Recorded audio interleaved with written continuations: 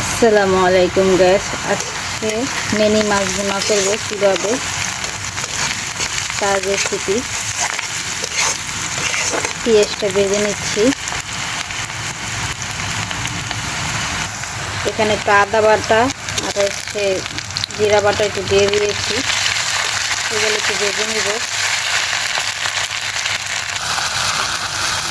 পানি দিয়ে দিয়েছি। এখানে এক এক করে মশলা দিয়ে দিব।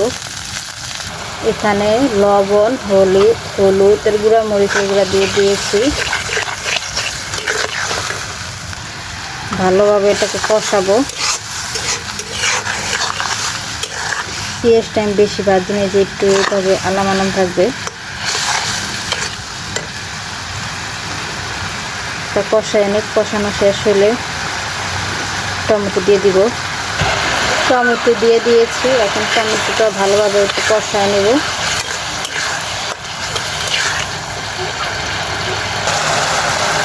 এই যে আমি টমেটো কষিয়ে নিচ্ছি। টমেটো আমি বেশি গালাবো না, একটু আলাম আলাম রাখবো। মাছ দিয়ে দিব।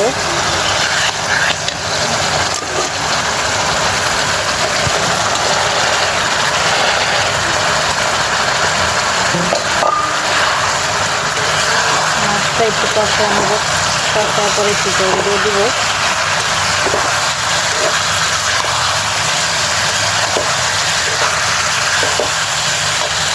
এটা আমার মাছ কষানো শেষ।